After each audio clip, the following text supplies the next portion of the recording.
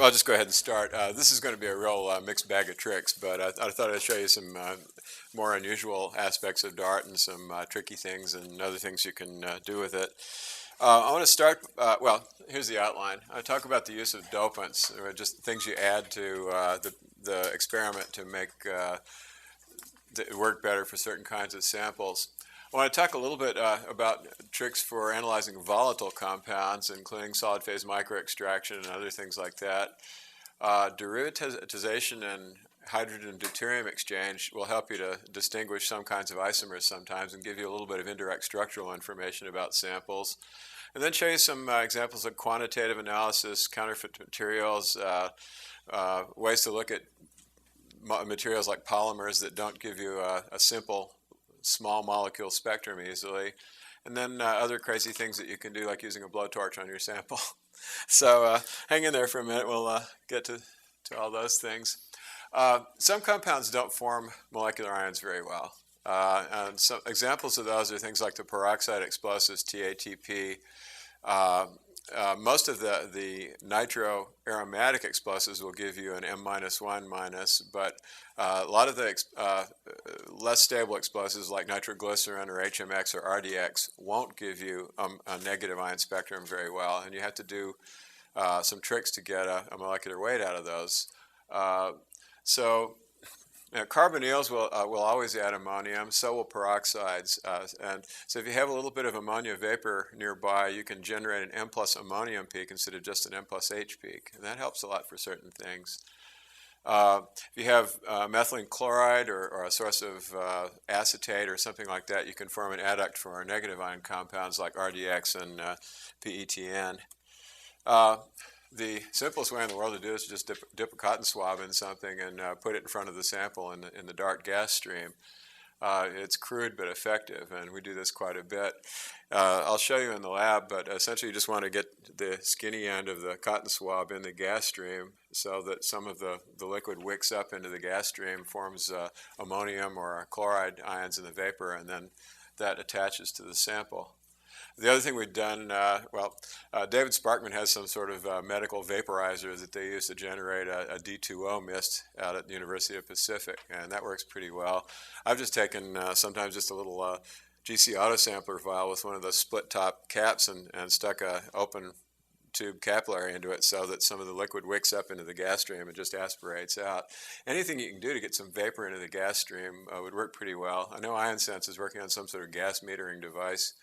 But these things are all pretty simple and easy, and they may not be optimum for autosampler use, but for looking at particles or material or evidence, you're probably going to have a hard time finding a robot that'll pick up fibers and gunshot residue particles and things like that so far. So at the moment, this manual approach is still useful for an awful lot of kinds of samples.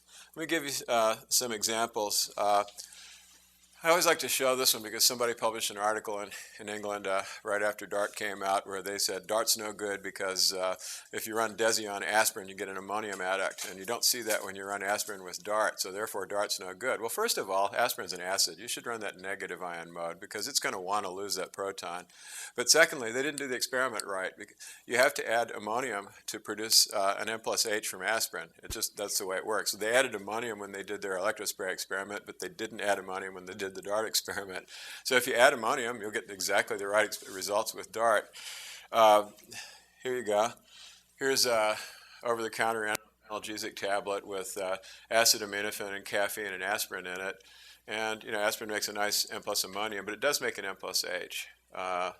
And likewise, there's the Unbroken tablet. You start seeing some sugar peaks. These are actually dehydrated monosaccharides. You learn to recognize these after you see them for a while. The masses become really familiar, 127, 145, 163. The software will identify those too, but after you see them a few times, you know what they are. And those are in the starch that's used to bind the tablet, I guess. Anyway, you break the tablet open and you see less of those things, but you do see a lot more of the active ingredients right there. So we're just putting a little bit of ammonium into the gas stream to enhance the formation of an ammonium adduct here. Here's a spreadsheet for how to run explosives with DART. If you've got aromatic nitro compounds, things like TNT or dinitrotoluene or trinitrobenzene, These are pretty stable, and they'll give you a molecular ion and an M-H-, and occasionally you'll see fragments like M-NO-. I'm not quite sure exactly how that's formed, but it's pretty well known in negative ion GCMS work that that's a common fragment. So a lot of the same things you see there are just as you expect. The ratio, well, I won't go into it. The ratios between the M- and the M-H- might change a little bit with experimental conditions, but they're pretty easy to spot. Other nitro and nitroso explosives like RDX and tetrol and that sort of thing don't make molecular ions very well in negative ion mode. But they do make M+ chloride adducts or M+ nitrate adducts or M+ acetate adducts. This stuff is no surprise. It's pretty well known from LCMS work. If you've got a lot of explosive present, it forms NO3-, and that NO3- will attach to your molecule to give you an M+ NO3-. Same thing goes with DART. You can run positive ions on all these things. They will all form an M+, H+, but they're not as sensitive. So if you're trying to do trace work, you really want all the sensitivity you can get, and negative ions will work a little better. When we get in the lab, I'll show you some smokeless powders, and those you've got a whole particle of material there. Then you can run that in positive ion mode and get a nice fingerprint from it. But if you've got some trace explosive residue on a piece of cloth or something, then you're really better off to run a negative ion spectrum because you're going to have much better sensitivity that way. Peroxide explosives like TATP and HMTD and some others, the TATP will only form an ammonium adduct. The ammonia attaches somewhere on the peroxide, but the HMTD has the two nitrogens on it that will form an M+ H as well as an M+ ammonium peak. You want to keep the temperatures really low on those, though, because they're thermally labile. Not that they're going to blow up at trace levels, just that they tend to give clear decomposition fragments, and you'd really rather see more molecular ions that way. So those work really well. I mean, you can run a sample at a really low temperature and get very nice results from them. Inorganics like perchlorate and ammonium nitrate will give the expected anions and cations. Ammonium nitrate will give you ammonium and nitrate in both positive and negative ion mode. Hydrogen peroxide is interesting. It's used to make some of these peroxide explosives, and that's something you might want to screen for. If you just take good old drugstore hydrogen peroxide and hold the bottle somewhere near the DART, you see a very nice M+ O2- peak. So it's actually a very sensitive assay for hydrogen peroxide. That let's see, I can't remember the mass, but anyway, it's a very distinctive peak. I think it's 66 or something like that that shows up in the mass spectrum. And smokeless powders will do one. You'll see a lot of additives as well as some of the components in the double base and triple base powders, like dinitrotoluene or some of the other things. You'll see ethyl centralite and plasticizers and stabilizers. We think that's there's potential for DART for fingerprinting smokeless powder particles, things left over in pipe bombs that didn't completely detonate, for example. We've been trying to collect some of that with some other people who have provided samples and try to build a database of smokeless powder fingerprint spectra. Here's an example of explosives detected on a wipe. This was, I think, a sample that Macron gave me, or maybe one we did from one of the EPA standard mixes. But here's a typical example of what you might see. Here's TNT M-H- at 226, and you also see some 227. Again, the ratios sort of depend on the conditions, so you have to look for both. The 227 would be the molecular anion, the M-H would be the 226. But RDX gives you a chloride adduct, HMX gives you a chloride adduct, PET-N gives you a chloride adduct, and those are really distinctive with the chloride isotope patterns. Different people have different approaches to running this. One chemist we know likes to run ammonium nitrate and has worked that out very nicely to make nitrate adducts from the high explosives. I like the chloride just because I like the chloride isotope pattern, but it's really just a matter of what you're familiar and working with and what information you want. Any kind of anion that's present in the gas stream that can attach to these things will work. And we can try this in a little later. You don't need to get this stuff very hot, but things like RDX and HMX are tougher to work with. You can certainly do them in GCMS. We've used the Restec TNT columns, and they go through those columns very nicely, but they're a little trickier, and this stuff is really fast. I mean, if you see a peak at 257.0037, and it's got the right isotope pattern, then you should be really looking for explosives in this context.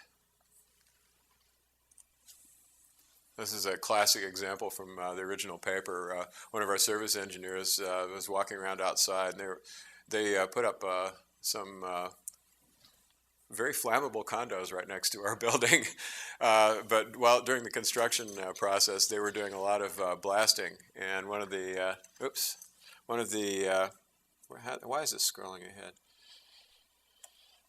One of the service engineers walked through the plume from the blasting, and then he came in 8 hours later and said, "Hey, let's see if you can see anything on my tie." We were surprised we could actually see the chloride addict for the nitroglycerin. I mentioned these are flammable condos because they've burned. There have been 4 fires over there in the past year since these things have been built. I won't comment, but made for some pretty spectacular days at work when the stuff gets really close to us. But we might want to look at arson accelerants, bringing up the fire thing, and other kind of residual solvent vapors in drugs or other odors and liquors, residual tear gas in clothing, for example. You want to show that someone has been exposed to some sort of non-lethal method of subduing them. There's several different tricks that people have applied to doing this sort of stuff. One thing is just to do direct analysis of the material. Just stick a piece of cloth or some other material in front of the dart and take the vapor that comes off. And you don't need a very high temperature to do this. The gas temperature just has to be enough to desorb whatever it is you're looking for.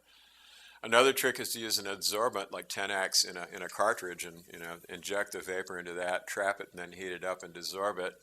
And a third trick is to use solid phase microextraction, SPME fibers or SPME cartridges.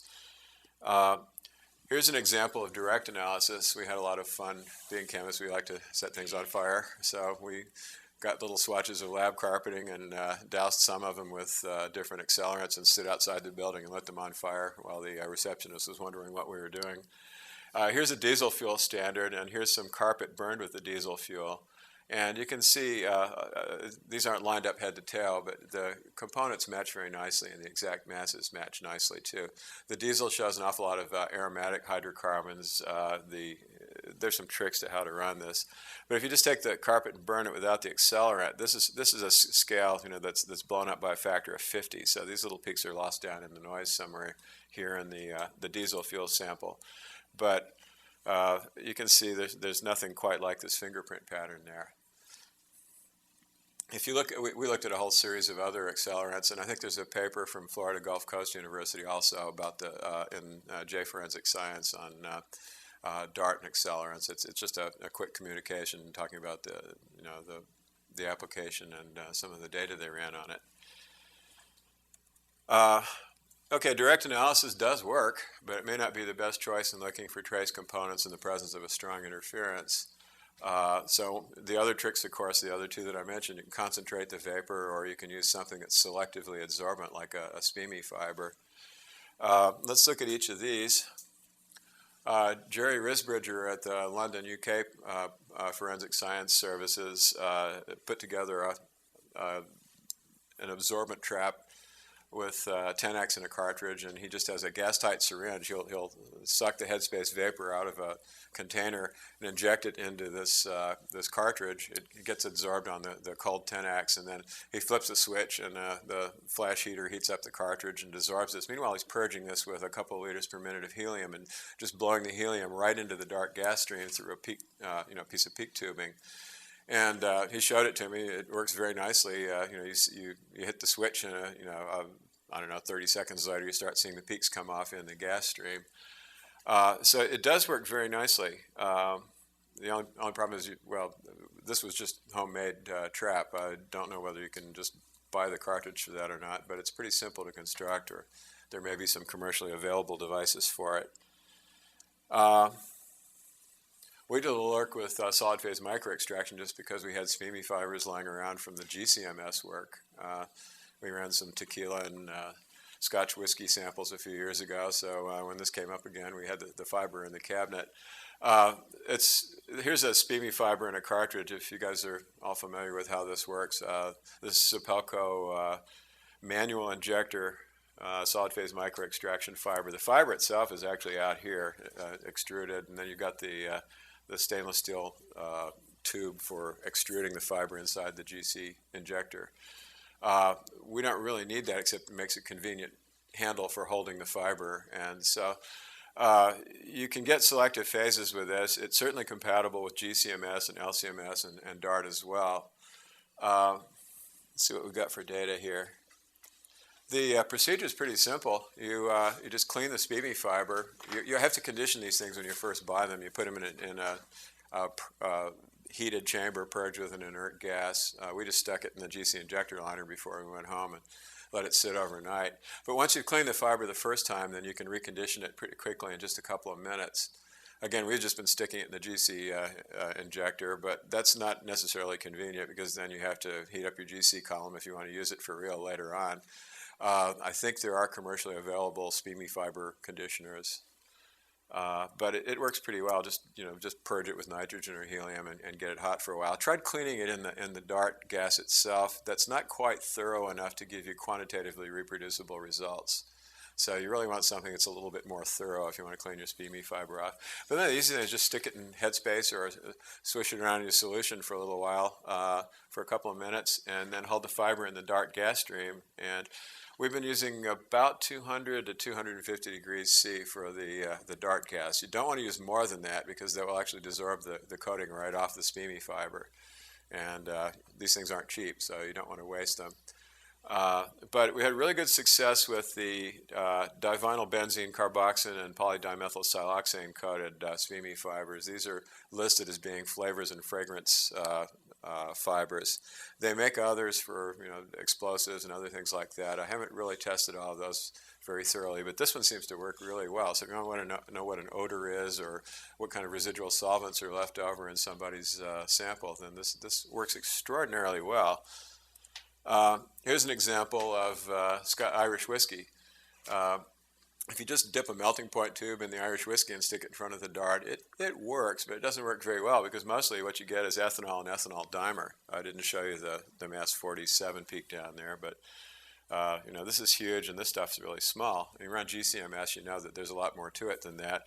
But if you just run the SPME fiber, here you go. Here are some of the flavor components. We didn't label everything. Here are some of the long-chain ethyl esters of things. Again, we're getting a fingerprint pattern here that we can use to try to distinguish one sample from another.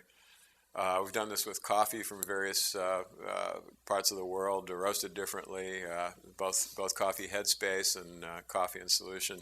If you just do coffee by itself, you see a huge pyridine peak and everything else is swamped out. There's not that much pyridine in coffee, but things like APCI and DART are really sensitive to pyridine. So, for this application at least, using a selective adsorbent really helps to get the smaller stuff in the presence of a large interference.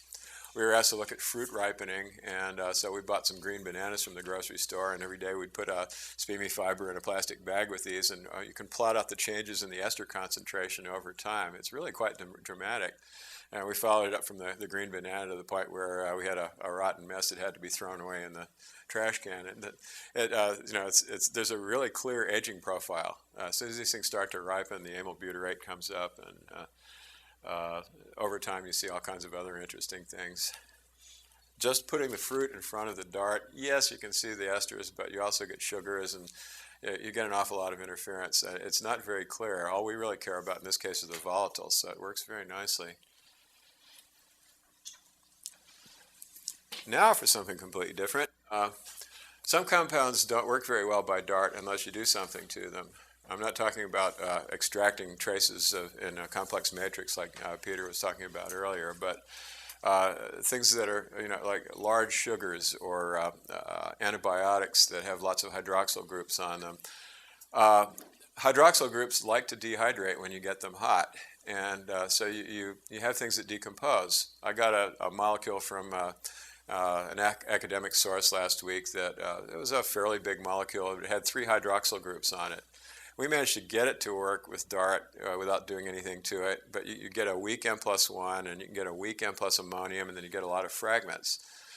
Just to prove that we had what we thought we had, we actually derivatized it, just hung some silyl groups on the hydroxyls and measured it again, and bang, you get this one nice big peak that exactly corresponds to the presence of 3 hydroxyls. I'll show you some of this in a second. And if you do it right, you can do this really fast and easy, and it doesn't take much time. So that if it's fast enough and easy enough, then it's a suitable thing to do with DART. The other thing that we've done, and also that David Sparkman and the people at University of Pacific have done quite a bit of, is looking at hydrogen deuterium exchange, which is easy to do with DART, to count the number of exchangeable protons. I was thinking about the example earlier of the hydromorphone and the morphine isomers. I think all 3 of those isomers could be distinguished by their number of exchangeable protons or by the number of hydroxyl groups on there. Maybe not at trace levels, but certainly if you have a sample and you're trying to identify which of the 3 it is. So it gives you some kind of indirect structural information, which is not a common thing with this kind of mass spectrometry, so it's nice to have. Here's an easy way to do this. If you get trimethylsilylamidazole and pyridine, which I know at least one source of this is Pierce's Trisil Z reagent. All you have to do is just put a little bit of sample in there and hit it with a heat gun, or even just stick the vial in front of the hot DART gas until it bubbles and you're done. It's wonderful stuff, except that it smells really bad because of the pyridine. So it's just incredibly fast. All you have to do is just mix it and heat it. It's tolerant of moisture. I think they use this for determining sugars and juices by GCMS. So as long as you've got more reagent than you do moisture, then this stuff works beautifully. So again, it's a robust reagent, and it's a fast and easy one, and it's really convenient. So all you do is just throw your sample in there, heat it up for a few seconds with a heat gun or with a DART gas stream, and then dip your melting point tube in it and run the sample. When you do that, you can look at some really tough things. This isn't a particularly interesting forensic sample, but it's a big sugar. It's I think 8, if I count right, it's 8 monosaccharides in a ring, 8 amyloses, and with 24 hydroxyls. And if I didn't even push this to force the reaction to completion, but sure enough, all 24 hydroxyls can be substituted. Gives you a mass that's above M/Z 3000, which is one of the biggest things we've seen with DART. But it works perfectly, and you can get this to work. If I were to run this without derivatizing it, I would just see a charred mess on the end of the melting point tube. So here's an example of something large. Here's something probably more interesting. This is neomycin sulfate. We get samples like this that we try and don't work, and we set them aside for a couple of years until somebody comes up with an interesting idea on how to run them and go back and revisit them.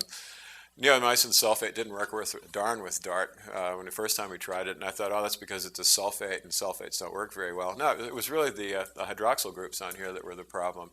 So we just derivatized this stuff, ran it, and sure enough, it works. Here's the neomycin sulfate. Even with the hydrate, you see 8 substitutions. Now we didn't.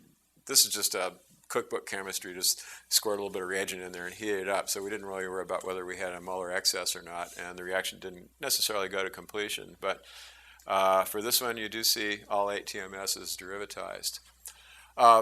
I glossed over something quickly that if you ever run this experiment, you should know about. This is an aminoglycoside antibiotic, so it's got nitrogens on it. If you run those, you get M plus N number of silyl substitutions plus H. If you just run a sugar like this one, just with no amines in it, what you see is M plus the TMS substitutions plus imidazole, imidazolium anyway, M plus H plus imidazole. So if you're looking at your data and trying to figure out what you get, that's what happens. The imidazole falls off in the derivatization process. You've got an excess to it, and it attaches. But it always works this way. It's very predictable and very reproducible. So as long as you know what you're doing, this stuff is easily interpreted.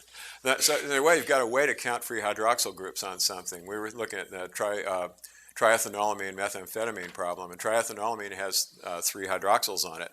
As long as you're not trying to do trace levels of this in blood, if you've got got some white powder and you want to be sure what it is, maybe somebody's mixed some cosmetic together with their methamphetamine, you can easily react away the triethanolamine and leave the methamphetamine behind, because this reagent won't react with amines. It won't react with sulfurs. It only reacts with hydroxyls. So there's a little plug for this derivatizing agent that you can buy from somebody else. It's very, very useful stuff. Here's another easy trick. Just take some D2O and put it in the gas stream and hold your sample in front of it. This was the famous melamine in cat food thing that came up just recently. The guys out at University of Pacific, Teresa Vale and Pat Jones and David Sparkman, had a sample of contaminated dog food. That Teresa brought in, and she didn't know it was contaminated, but it was one of the lot numbers that was suspect. All she did was just stick a melting point tube in the dog food and stick that in front of the dart, and we expected they were just going to see a tiny little peak in the right place. No, this stuff lights up like a Christmas tree. This is the actual spectrum they sent me of the contaminated dog food, and you can see the melamine it's a massive peak. Now, you've got an exact mass, you've got exact isotope ratios, and in fact the isotope ratios are pretty distinctive because there are only 3 carbons in there, so there's only a 3% isotope peak. But if you wanted to really prove that that's what it is, there are plenty of hydrogens on this thing. They did this experiment. I didn't have their data, so I just repeated it in the lab before I came up here, and just took some melamine, stuck it in front of the dart. Here's melamine without the D2O. There you get the 127 peak. Here's melamine with the D2O, and you can count all of the exchangeable protons on there. So if you have a structure there, you know that you've got 6 exchangeable hydrogens on there. You always get one more than that, because remember we get an M plus H plus, and if you put D in there, you get an M plus D plus. So you've got 6 exchangeable protons plus the extra deuterium there.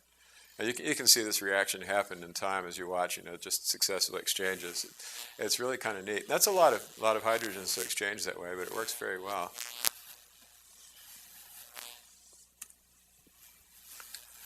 Sometimes you have to add something else. This is, I can't claim to have thought of this. This was work from Kent Voorhees' lab in Colorado School of Mines. But they pioneered the doing pyrolysis of bacterial spores with, they had tetramethylammonium hydroxide. And that derivatizes the fatty acid esters from the bacteria so that you can run them by GCMS. We don't really need to derivatize fatty acids to see them by DART, but you do have to release them from the bacterial cell walls. And so it turns out that if you add some TMAH with the sample there, that it just releases this biomarker here for bacterial spores, from bacterial spores, and you get this nice big peak for dipicolinic acid methyl ester. Dipicolinic acid is a biomarker for spore-forming bacteria. It's some large fraction of the bacterial spore material itself. So if you see this stuff, it's a spore. That may not be anthrax necessarily, but if you get a whole envelope full of something that lights up for spores, then it's time to go take some antibiotics and investigate further. So it's a quick and easy way to look at this. Facundo Fernandez at Georgia Tech did some work with pyrolysis of bacterial cultures from CDC, and they can get a fingerprint pattern for fatty acids for the bacteria by DART, which is very quick and easy. There's some pros and cons of that. You don't want to be in a lab in the open air, putting spores inside of something that's going to generate an aerosol. So I don't know how practical this is, but it's a technique that's might be worth paying attention to. Okay, and now another subject. Counterfeit materials have been something that we've been really successful with. Again, probably the first example of this came out of Facundo Fernandez's lab down there when they were looking at counterfeit antimalarials together with CDC and the World Health Organization. But since then, we've looked at counterfeit Viagra, Cialis, and Levitra tablets. We've looked at counterfeit cigarettes. We've looked at all kinds of oddball stuff, counterfeit pharmaceuticals from other things. And the idea is really just to look at the difference in the presence or absence of trace impurities. Now, this doesn't have to be a counterfeit material. We went around town collecting, buying one of every kind of pseudoephedrine tablet you could buy, whether it was Claritin D or whatever. And of course, that raises the eyebrows of the pharmacist when you want to order one of each like that. But we've got quite a nice collection of different pseudoephedrine tablets, so we could tell which one was which. And we did something similar to what Roger did. We measured each one several times, created a library of it, and then searched one against the library, ignoring the identity match. And sure enough, I can always tell a Sudafed from a Claritin D. Ignoring the Claritin, just look at the trace impurities, or from the Walgreen tablets. And the one tablet always matches the same tablet from the same manufacturer, and doesn't match the ones from the other manufacturers. So it might be a way to tell, which formulation is which, even if somebody were to grind it up into a powder and put it in a bag someplace, you might be able to tell which drugstore they bought it from and which, at least which manufacturer you got it from. Certainly not which store it is. Here's some examples. This is from Tony Moffat at the University of London Pharmacy Department. He brought over a collection of real and counterfeit erectile dysfunction drugs. You wonder about all these spams that you get on the internet. These things are all really made by criminals someplace who are counterfeiting the drugs. The genuine Cialis tablet shown at the top, and I didn't label which components you see in the background. There are actually some pretty specific ones. But this one is really obvious because the Cialis shows up at 390.1413. Well, the counterfeit Cialis tablet has Viagra in it. The criminals are putting active ingredients in this stuff because they want repeat business. But they have a stash of sildenafil someplace, and they just put that in all the tablets, and then they make them all look like different counterfeits. Some of these have different degrees of actual active ingredient in them, but you can see, not only is the active ingredient there, but the trace impurities are quite different. Here are a collection of random tablets and capsules that I was talking about the other day. We had about 150 or more of these. This is just a fraction of the ones that Facundo had. We measured these all down at Georgia Tech, and we did the trick of just measuring a tablet or capsule, and then peg, and then another tablet or capsule, and so on. So somebody was opening up the bags and writing down in the notebook which sample was measured at what time, and then we just ran as many as we could and then processed the data later. We didn't have search from list at the time, so it took quite a while to process all of that, but eventually they were able to identify all the different components in these things. And these were complete unknowns. These actually aren't antimalarials. They're just random capsules and tablets that the criminals put in a bag and sell to poor people in a third world country who don't know, and say this is combination medicine. Well, here's what we found. Really, a lot of the credit goes to Facundo and his students who did all the work here, but we found antihistamines. We found acetaminophen. They found aspirin, of course, so that might make somebody feel a little better until you get really sick and die. But you also found things like older ineffective antimalarials. They found some antimalarials that are no good for the particular malaria strains that these people are exposed to. One of them had an analgesic that's actually known to cause bone disorders, and one of them had a rubber polymerizer in it. So the CDC had no idea what was in these things, and now they have a pretty good idea what's being done over there. They were actually, there's been some really nice forensic work from several different groups using different techniques, in the field investigation and lab work, and they've actually been able to find some of these labs that were making counterfeit antimalarials, and I think they've been able to track down some of these guys putting things in bags. There was an article published about that. I think the link is on the Joel website. Here's a real versus counterfeit Marlboro cigarette. The 163 peak is nicotine. There are some other things that you can spot pretty easily, but at least in this case, the volatile trace components are different. So you can tell one from the other just by sticking the cigarette in front of the dart. Again, there's more to it than that, but I can't really discuss the details. But this example is open access, and I can show it to everybody. Now, another topic. We talked about quantitation earlier. There are a lot of things you have to think about for quantitation. You can do quantitation with DART. It's actually very successful, but you have to pay attention to details just like you do with any good quantitative analysis technique. Number one, we was talking about this in the lab, if you've got a 2 millimeter melting point tube and you've got a 400 micron orifice in the mass spec, turbulence is going to have a big effect on the absolute signal intensity you get.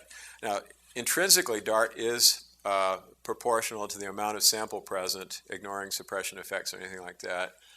And so you should be able to get good quantitative results, but this turbulence and sample positioning has to be reproducible.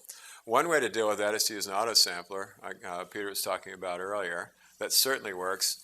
Another possibility is to put an internal standard in there. That's common quantitative analysis practice anyway. So, if your absolute signal is going up and down, it's going to go up and down the same way for the sample and the internal standard. And so, we weren't actually using in the initial work. I don't know about the FBI lab, but at least the work we did, we weren't actually using the TIC traces. We were looking at the ratios that peak in the mass spectrum.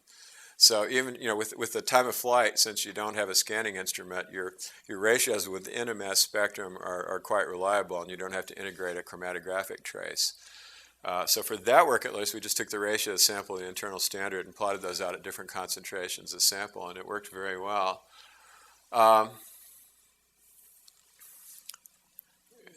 It is possible to do some semi-quantitative work without an internal standard, and I'll show you a little more about that later. In picking an internal standard, though, you do best to pick something that's similar to the compound you're trying to measure. I mean, of course, the very best internal standards, just like they would be in GCMS or isotopically labeled standards. But if that doesn't work, you can use a similar compound like caffeine and theobromine or promazine and chlorpromazine, and those responses are pretty reliable. We did do some semi-quantitative data by swabbing surfaces with a cotton swab and then just averaging the entire signal we got off of the cotton swab. And that works surprisingly well, although it's harder to defend because you don't have something to reference it against. But for just getting a quantitative estimate of how much material is on a surface, that has worked. Some people in the pharmaceutical industry have been trying to look at quantitation right out of tablets. I couldn't make it work. I've heard some rumors that some of them have figured out tricks for making it work, but that's a tough job because you've got coatings and you've got inhomogeneous distributions and so on, and you've got responses for things that may not be, they're really hard to get absolute values out of. Ratios of things have worked pretty well for some cases, but I'd just say it's promising, but it's not there yet. If you look at the same tablet over and over again, you might get ratios that are enough to try to identify it qualitatively, but to say you've got X milligrams of material in a tablet without doing some preparation I wouldn't promise that at this stage of development anyway. Here's the AutoDart again. I'm showing this because I want to show something that's going to change in a minute, but this was just a quick experiment we did with promazine and chlorpromazine with the autosampler, using chlorpromazine as an internal standard and varying the concentration from 250 parts per billion to 250 parts per million. The coefficient of variation is not bad. It's about 4.5%. That's comparable to what you get with most LCMS methods. The detection limits are sort of on the high end. They're not really where you'd like them to be, but at least this stuff is linear. The R-square is not bad either. Here's a potential improvement that we've tried and actually has worked. It's a pretty simple thing, really. It's a flange with a tube in it, and a pump. And the idea is, if you look at the DART itself, you've got a several millimeter diameter gas stream, and you've got, again, this 400 micron orifice. What you really want is to get all of the gas into the mass spec. Instead of just having to aim for this little hole over here, you'd really like to kind of collimate the gas stream and present it to the hole in the mass spec the same way every time, whether there's turbulence or not.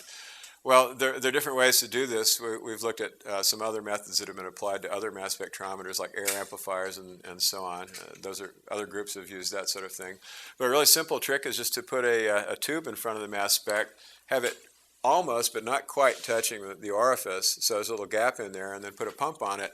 So the pump pulls the gas in, it's going this way, through the tube, like a little vacuum cleaner, and most of the gas is presented to the orifice in the same way every time. So no matter what you're doing out here, you've got a stream of air and other gas that's being sucked into the mass spec in the same way. The tube is, presently they're using ceramic tubes that are several millimeters in diameter. I've done the same thing with GC injector liners, but they don't quite have the same large diameter.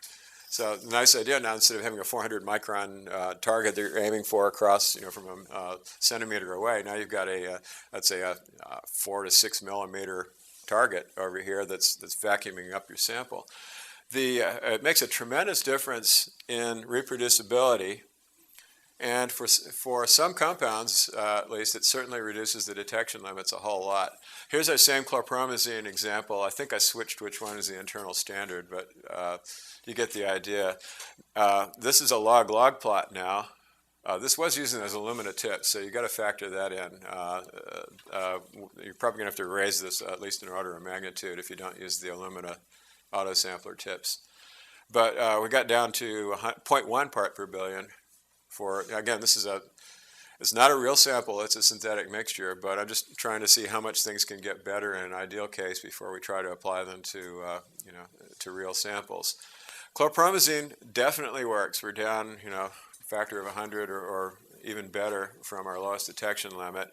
The reproducibility is still pretty good. I will qualify this by saying, though, that because we're moving the ions through a tube over, some distance, not all compounds are going to work very well this way. Chlorpromazine has a pretty good proton affinity, so it certainly works better. A lot of the drugs have a better proton affinity. I don't think this is going to help the oxazepam in urine problem, because that's probably just going to magnify it. You have more room for things to interact and react with each other.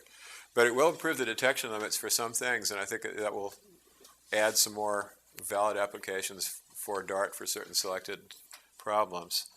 Reproducibility is pretty good, though. It's 6 replicates over a 2-day period. Log-log plot, well, the very lowest detection limit falls off the curve a little bit, but that's still not too bad considering we're right down at the limited detection there. So I think the other thing this does is really give you a more reproducible, well, let me show you some of the other benefits. You can run the absolute minimum helium flow rate that you can squeak out of the DART gas controller and still get the same sensitivity. I always thought that was the case. We're running liters per minute of helium through this thing, and that's expensive and wasteful. You don't really need that to make DART work. All you have to do is just have enough helium flow to keep the chamber purged with helium. All of that gas flow is really just helping to push the ions into the hole, and that's a real waste. So if we draw them into the hole with a vacuum, then you can close the DART gas down to the absolute minimum setting you can squeak out of it before the valve shuts, and you still have excellent sensitivity. There's definitely better quantitative reproducibility. I don't think I included the figures in here because I didn't want to have to fuss with any copyright or anything like that, but Brian Musselman's shown just very, very nice improvement in peak shapes by doing this. I'll mention, if you run the LEAP autosampler with the melting point tube, one of the things you can have is a split peak. As your sample passes in front of the hole, it momentarily blocks the orifice, so you'll see a peak, and then right in the middle you see a hole, and then you'll see another peak.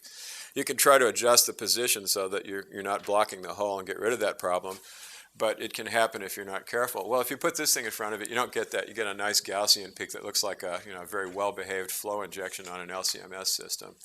So having better quantitative reproducibility is definitely a plus. I'm not arguing this is a panacea, but it really does help some aspects of detection limits and quantitation very, very much.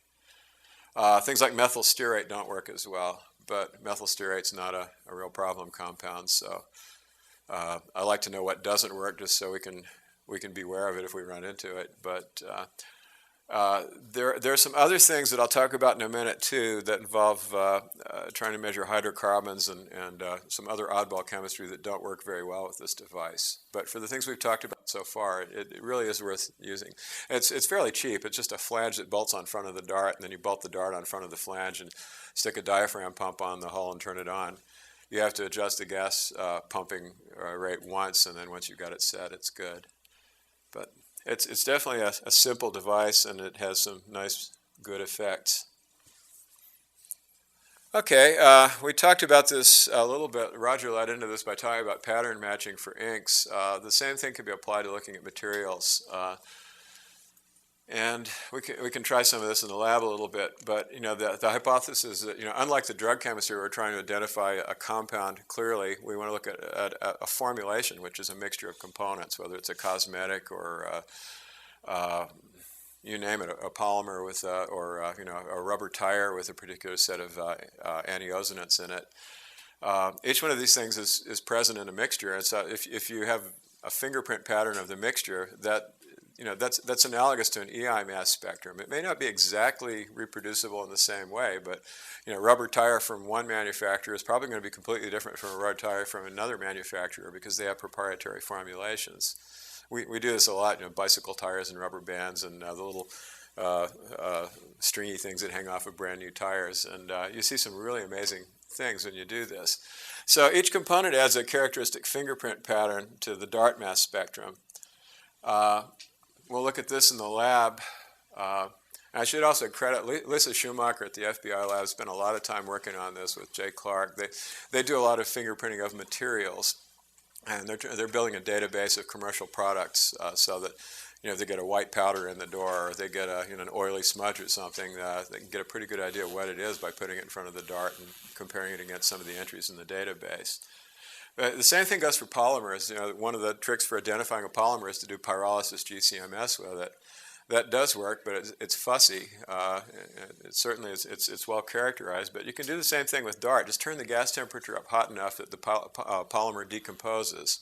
So now we're not trying to get the original material characterized in its original state, but we're trying to look for characteristic fragments from the material. And most polymers of interest decompose pretty nicely at a temperature of about 350 degrees in the DART gas. So it's not that hot to get a good result. Here's polyethylene terephthalate. This gives a characteristic trimer peak at 577, 428, and some other little pieces down here that can be identified by their exact masses. In contrast, here's a nylon 6, you know, it's polycaprolactam, so you see caprolactam times N plus 1, a series of peaks right there. All of the different nylons that we tried, nylon 6, nylon 12, nylon 6,6, and the 6T, and all that sort of stuff, all have characteristic fingerprint patterns. Even some of the tougher ones like polyethylene, polypropylene, I'm not sure I can tell those two apart, but they give patterns that are really different from the other polymers. Polybutadiene, even latex from Johnson & Johnson Band-Aid gave a very nice polyisoprene spectrum with characteristic additives. Here's the carpeting from the Pittsburgh conference. We grabbed little bits of everything when we were out traveling, and we ran it. And you can see that it's essentially a nylon carpet because there's a caprolactam peak in there. But you see other things. Who knows where this has been? I mean, there's urea in there, there's dinonyl phthalate, there's oleamide, which is a slip agent to keep things sticking from each other. But you can identify a lot of things in there. So the trick with some of these materials, especially the polymers, is run them first at a low temperature and see what the additives are, then crank the temperature up and decompose the polymer and see what the polymer itself is. And that does work. Here's the Pitcon carpet spectrum. First, I searched for known components, and we identified everything we could. Then we searched it against a polymer database, and sure enough, the nylon 6 components line up kind of nicely. So it was a nylon carpet with, probably with other things that had been added over the course of all that use. Here's the Band-Aid with the polyisoprene in it. If you look at this carefully, you wouldn't necessarily notice that this peak is different, but it is. That's dibutyl phthalate. The exact masses tell you that. Everything else is a hydrocarbon. So you see, look at the masses again. I was talking about that. See, these things that are hydrocarbons, that's 0.29, that's 0.35, that's 0.4, 0.48, 0.5. So those are all increasing. This one sticks out. It's 0.16, right next to something else that would be 0.29. So, the software will interpret that. It'll go find it and label it as a common additive. But just looking at the masses, there's something different about that peak. You run the temperature up a little bit. I think it's actually in the Band-Aid pad, you start seeing ergophos, which is it's a well-known polymer additive. So you see different things in this. Interesting to see what you can do. We ran several beige paint chips from around the lab. I don't know what these are exactly, but they do give different spectra. So it's feasible that you could identify paint chips or duct tapes or other things from their spectra without knowing exactly what all the components are, but at least having a reproducible pattern. An awful lot of different kinds of beige around the lab. The one thing we found is all the drill equipment had the same paint on it, so they must have a big warehouse full of this stuff. This came from the U.S. Army Criminal Investigation Lab at Lee Cavanis. They are looking at rape cases, and they want to be able to identify, whether a condom was present or not. Here's the ethoxylated nonylphenol on a condom swab. There's acetone anyl, which is a rubber additive, and it's still detectable, several hours after intercourse. So it's feasible that I think they're actually using this for that work, but I haven't talked to them since that time.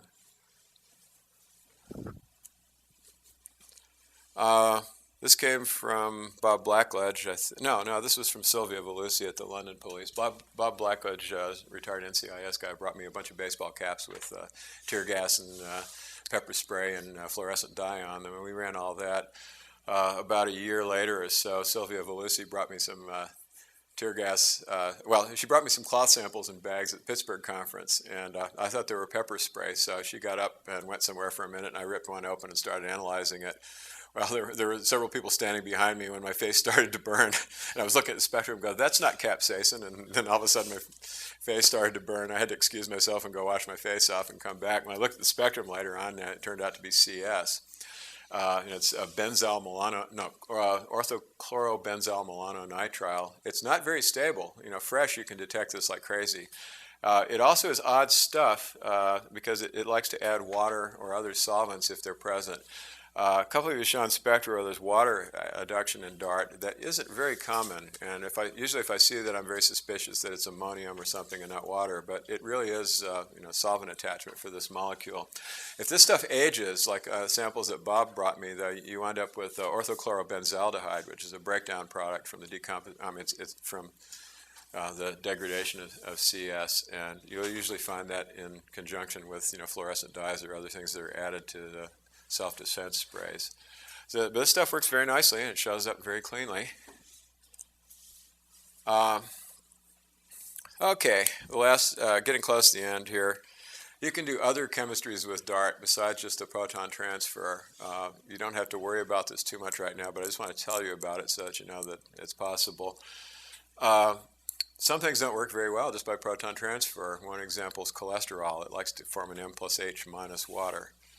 But if you add something else to the gas, or if you change the DART conditions a little bit so that your background ions aren't the same, you can change the way the DART works. And some of this is really pretty neat. Also, we've been looking at M plus H's a lot, but sometimes you really want an M plus. There are a couple of drugs. We looked at, was it cannabidiol versus THC? Again, I'm not sure this is a good way to do the experiment because it might be too much work, but just as an example of where it's useful, the DART spectra of those, even the DART MS-MS spectra of those are pretty much indistinguishable. But if you look at the EI spectrum in the library, there are some differences there. So if we could make a spectrum that looks kind of like an EI spectrum, we could tell them apart. Well, here's the trick.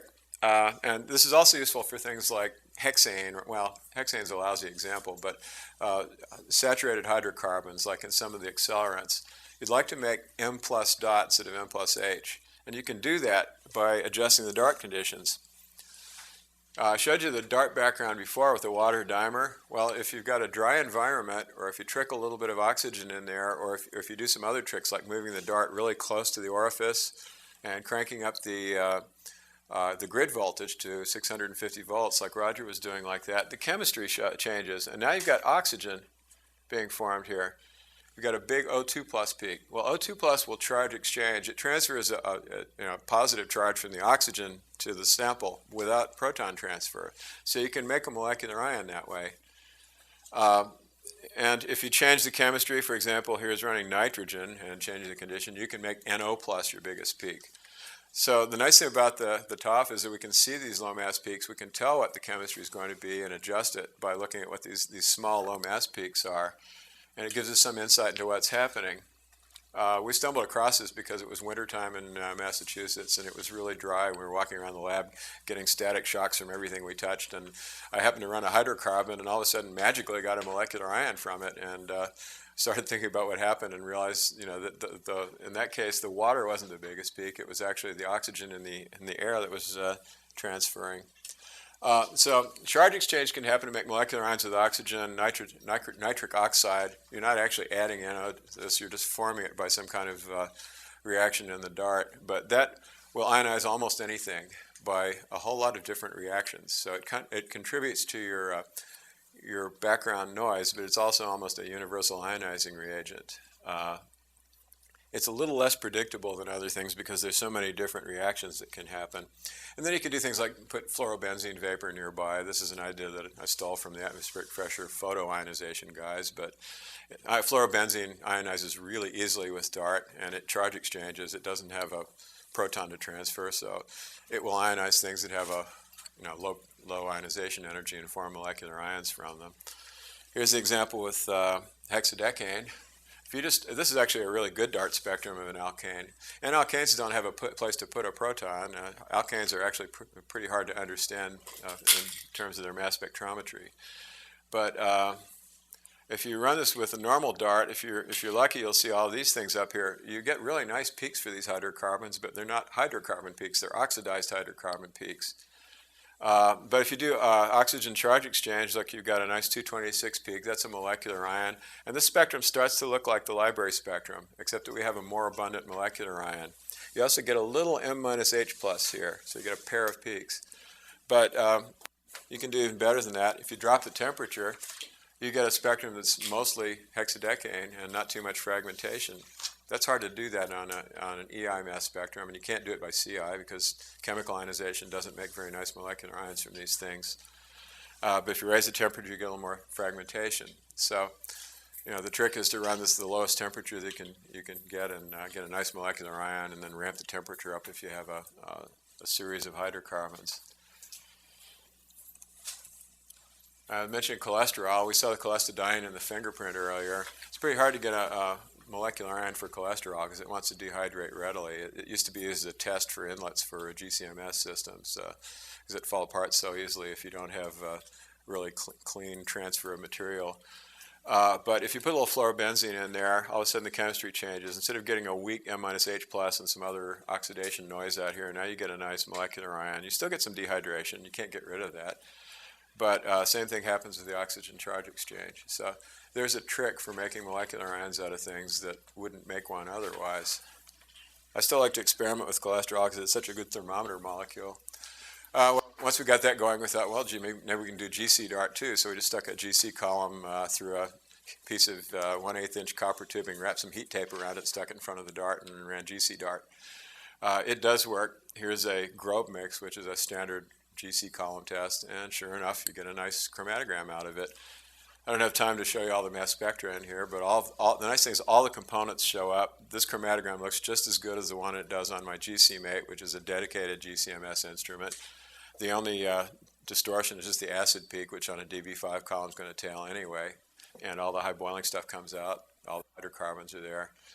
The neat thing about it, I can switch between EI and CI in the DART just by changing the position of the DART itself relative to the orifice. Move it back and I've got CI spectra, move it forward and I've got EI spectra. And those of you who have done high resolution CI GCMS know what a pain in the neck that can be. If you try to do ammonia chemical ionization, it's pretty hard to get a reference compound in there. PFT-TBA doesn't work very well. PFK works if you're really tricky. But if you want to do exact mass, this is really easy. Because you run all this stuff, and at the end you stick some PEG in front of it, and the whole series is calibrated. So it's not better than a GCMS system because a classic GCMS spectrum is going to give you classic searchable EI mass spectra, but it sure is a quick and easy trick to get a GCMS system if all you have in the lab is a DART. The other nice thing about this is no filament to burn out. And you can pump as high helium flow through that as you want because whatever you run through the GC column is going to be less than what the DART's using anyway. So if you want to do fast chromatography, it doesn't care. Here's the CI version of this. It's got a little higher background because you've got CI reagent ions in the background, so that raises the noise. But each one of those spectra works very nicely. Notice, the hydrocarbons are missing here, though. And all I'm doing is just changing the dart position and all that. I can give you the details if you're curious. Apply it to something useful. Here's a chromatogram of diesel fuel, and then we pick out the alkane peaks just to show you where they are. I had to run some real sample just to make sure that this is good for something, and that's about as complex as you're going to get. Oh, here's fun. DART doesn't do inorganics very well, but if you don't mind destroying your sample with a handheld blowtorch from places like Radio Shack, sometimes you can get a quick and dirty inorganic analysis method. We had people bringing me paint chips and they wanted to know if there was lead in them or not. Get some forceps, take one of these little butane torches, turn it on, hold this in the DART gas stream until it turns red hot, and surprisingly you can get information. The two ways to do inorganics with this machine, one is just to use the electrospray source which comes with it. I won't talk about that too much, except you have to have a solution containing dissolved metals in it, and you want to run the orifice voltage up really high. I'll show you why. But the other trick is just to use the blowtorch.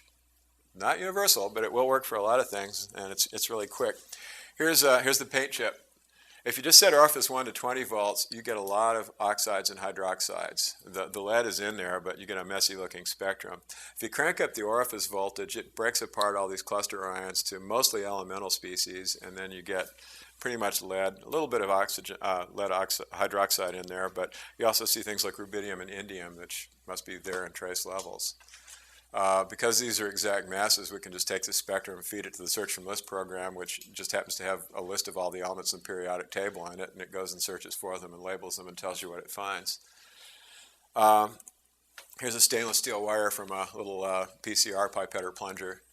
And of course you see the iron and the manganese and the chromium and nickel, but you also see a little bit of gallium in there, which we think is, we don't know why it's in there. It might make it to slide through the glass better, or maybe it was there when the wires were extruded, but it's really there. And all these things have very distinctive masses and very distinctive isotope patterns, so you can be pretty sure if you see this stuff that it's really there. That's a good place to stop. I'll go ahead and take questions.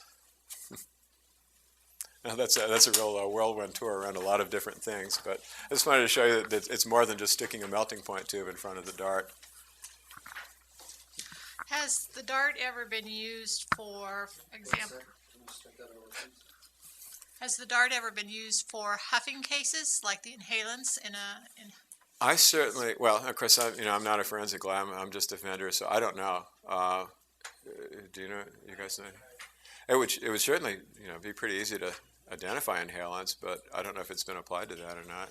We have very few cases of that in our lab. However, one in particular recently we did on dual space or headspace with dual column, but while we could say yes that there was a volatile there, we weren't able to identify it without mass spec. So it seems like this would be an ideal. Yeah. Well, I don't know about huffing, but if you eat a mint or something and blow on the DART, you can actually see the volatile flavor components. So I suspect it would work.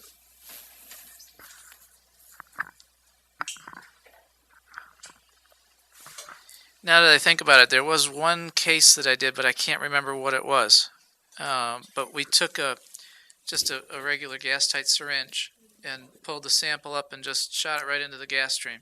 And I can't for the life of me remember which it was. Yeah, but it was a volatile component, and we had a headspace vial. I don't know if it was blood or brain or what it was, but we put. You were asking me about other ME cases, so I think that was you. I'll try to remember what it was. So I think that's the only one I've heard of somebody doing that. But I guess at least one of the three tricks would work pretty well for that. I don't know which is best, whether it's direct or adsorption or microextraction, but I think that would work pretty well. I think the LEAP and IonSense guys did do some gasoline or other flammable volatiles as well with the automated SPME sampler on the LEAP auto sampler. There is an automated headspace gadget for the LEAP auto sampler, and I guess it's compatible with the DART as well. I mean, they make it for GCMS, but I think they've tested it. So yeah, it probably would be, because that one's based just around a gas-tight syringe. Right. Rather than like the headspace samplers, like on what most headspace GCs you've got. That one has heats the vial, puts a airtight syringe into it. So that actually probably would work Yeah. fairly well with those. Certainly be a viable thing to try. In my, I don't know if I put it in the libraries that I sent to Roger to put on these, but we can check my little memory stick to see if I've got them on there. But I do have like a solvents neutral masses spreadsheet list, so it has all the common, a bunch of the common solvents that you would see and that you could then search from list. And of course, that's also useful for figuring out what somebody used to recrystallize something. I don't know if that's useful information or not, but I would think it might be.